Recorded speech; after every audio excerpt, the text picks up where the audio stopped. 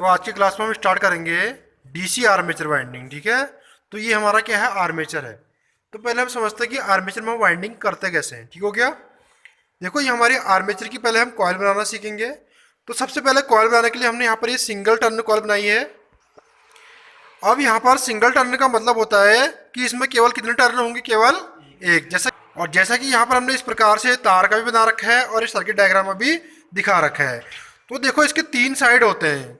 तो तीन साइड कौन कौन से होते हैं वो समझते हैं हम पहले। सबसे पहले हमारा ये आता है, ये एक्टिव साइड, जो यहाँ से लेके यहाँ तक होता है इसे हम एक्टिव साइड बोलते हैं। और जो यहाँ से इस टाइप से नीचे की ओर होता है इसे बोलते हैं हम फ्रंट एंड साइड, यानी कि फ्रंट एंड कनेक्शन भी इसको हम बोल सकते हैं।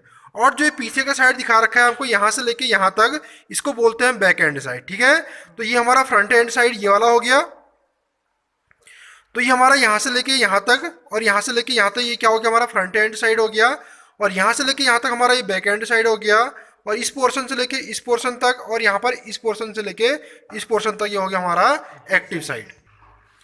अब हम समझते हैं कि एक्टिव साइड होती क्या है।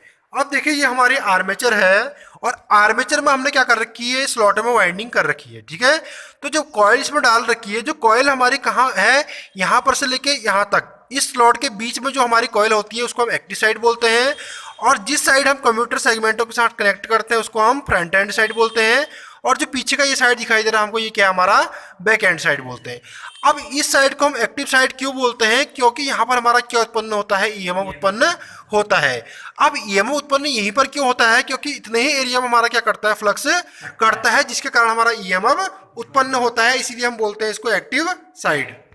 और फ्रंट एंड साइड इसलिए कहा जाता है इस पोर्शन को, क्योंकि ये टर्मिनल जो हमको दिखा रखे हैं इसके कनेक्शन हम कहाँ करेंगे, अपने कंप्यूटर सेगमेंट को जो राइजर बने होते हैं यहाँ पर, राइजरों के साथ इसको कनेक्ट करेंगे। जब हम वाइंडिंग में केवल एक टर्न डालते हैं तो इसको सिंगल टर्न बोलेंगे। अब जैसे कि हमने इस डायग्राम में देखिए तीन टर्नों की वाइंडिंग दिखा रखी है। तो यहाँ पर हमने जो टर्नों की संख्या हमारी है तीन है। देखो, एक दो तीन, इस प्रकार से हमारी कॉइल कितनी बनेगी, इसमें तीन कॉइल बनेगी। तो इसको हम बोल सकते हैं थ्री टर्न कॉइल। ठीक हो गया। अगर हम इससे ज्यादा कॉइल बनाएं, यानी कि हम बहुत बार टर्नों को मार, अब अगर हम यहाँ पर तार को बहुत बार घुमा के वाइंडिंग कर दें तो ये हमारी बन जाएगी मल्टी टर्न कॉइल। जैसा कि हमने यहाँ पर आर्मेचर में दिखा रखा है, ये कौन सी वाइंडिंग होगी हमारी, मल्टी टर्न, क्योंकि यहाँ पर टर्नों की संख्या क्या है, तीन से बहुत ज्यादा है, तो हमारी हो जाएगी मल्टी टर्न वाइंडिंग। अब यहाँ पर हमने वायर का एक टर्न बना रखा है, तो ये हो गया हमारा डबल टर्न, क्योंकि इसमें कितने टर्न है, केवल दो टर्न और दो कॉइल बन रही है। ठीक है, तो इस प्रकार से हम क्या कर सकते हैं, इसमें वाइंडिंग कर सकते हैं। अब इस वाली वाइंडिंग में भी ये एरिया हमारा कौन सा होगा, फ्रंट एंड साइड होगा, क्योंकि इन टर्मिनलों को हम कहाँ कनेक्ट करते हैं, कंप्यूटर सेगमेंटों के साथ। और ये हमारा हो जाएगा बैक एंड साइड और ये हमारा होगा एक्टिव साइड। इसको एक्टिव साइड इसलिए कहते हैं क्योंकि यहाँ पर क्या उत्पन्न होता है, हमारा ईएमएफ उत्पन्न होता है। वैसे ही हमारा मल्टी टर्न में भी होगा, ये हमारे फ्रंट एंड साइड हो जाएंगे, ये हमारा बैक एंड साइड और ये हमारा क्या रहेगा यहाँ पर, एक्टिव साइड। अब इसके हम कुछ एग्जाम पॉइंट ऑफ व्यू के क्वेश्चनों की बात कर लेते हैं।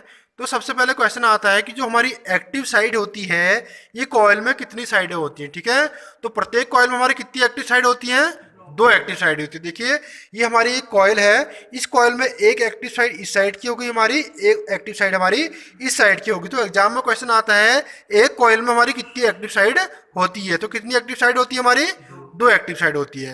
अब हम बात करेंगे, दूसरा हमारा आता है क्वेश्चन कि एक कॉइल में कितनी इनएक्टिव साइड होती है। तो इनएक्टिव साइड कितनी होती है हमारी, इसमें दो होती है, एक हमारी बैक एंड साइड और एक हमारा फ्रंट एंड साइड। ठीक हो गया।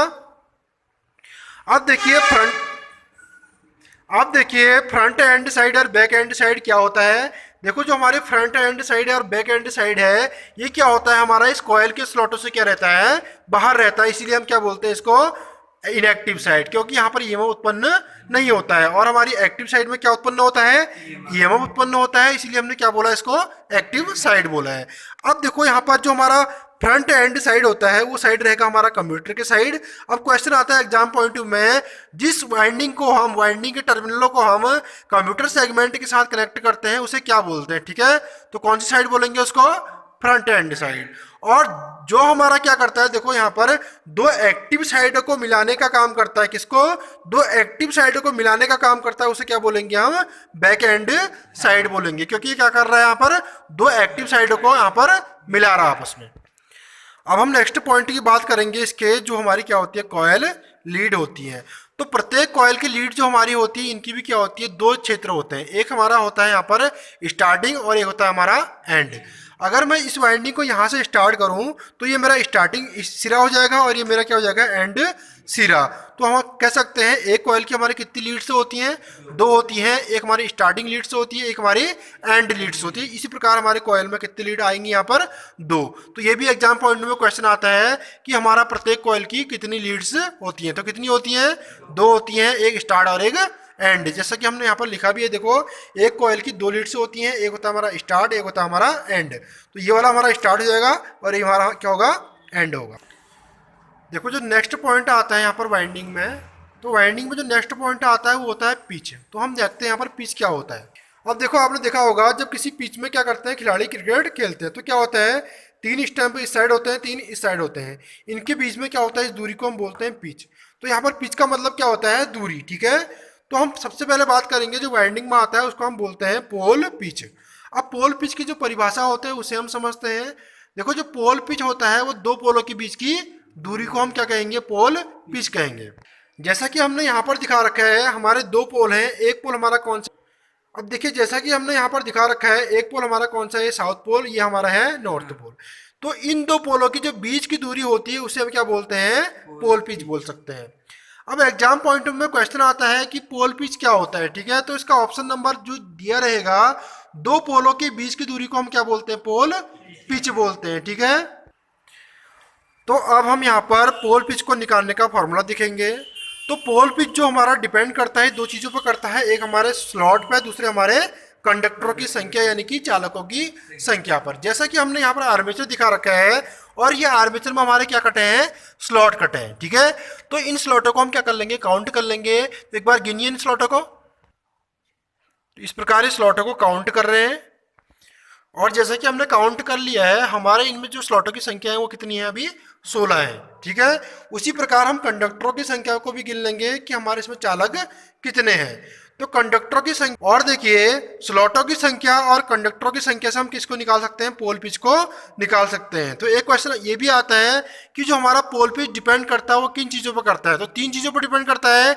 नंबर एक हमारा क्या हो गया, स्लॉट। नंबर दूसरा हमारा होता है कंडक्टर और नंबर थर्ड हमारे होते हैं इसमें पोल। क्योंकि हम पोल पिच निकाल रहे हैं तो पोल पिच किस पर डिपेंड करेंगे, पोल पर तो डिपेंड करेंगे करेंगे। तो पोल भी हो जाते हैं उसमें, हमारे स्लॉट भी हो जाते हैं और चालकों की संख्या भी हो जाता है। अब बात कर लेते हैं कि चालक क्या होते हैं। जो हमारे कंडक्टर होते हैं, देखो हमने यहाँ पर क्या कर रखा है, इस वाइंडिंग में हमारा टर्न कितने हैं, केवल एक है। तो इस टर्न एक है तो कंडक्टरों की संख्या कितनी होगी, इसमें एक हो जाएगी। ठीक है, तो इस प्रकार हमारा ये पोल पिच निकालने का फॉर्मूला बनता है। तो पोल पिच बराबर हो जाएगा total number of slot upon total number of pole. स्लॉटों की संख्या हमने इस पर गिनी है, कितनी थी वो, 16 थी। जैसे कि मुझे इस वाली आर्मेचर में 4 हमको पोल बनाने हैं, तो यहाँ पर हमारा क्या आएगा, पोलों की संख्या कितनी हो जाएगी, 4 हो जाएगी। 4 से हम भाग करेंगे किसको, 16 को। तो पोल पिच का मान कितना हो जाएगा हमारा यहाँ पर, बताइए, 4 हो जाएगा। ठीक है, तो पोल पिच कितना हो जाएगा, 4 हो जाएगा। अब हम दूसरी बात करेंगे जो हम कंडक्टर के हिसाब से निकाल सकते हैं।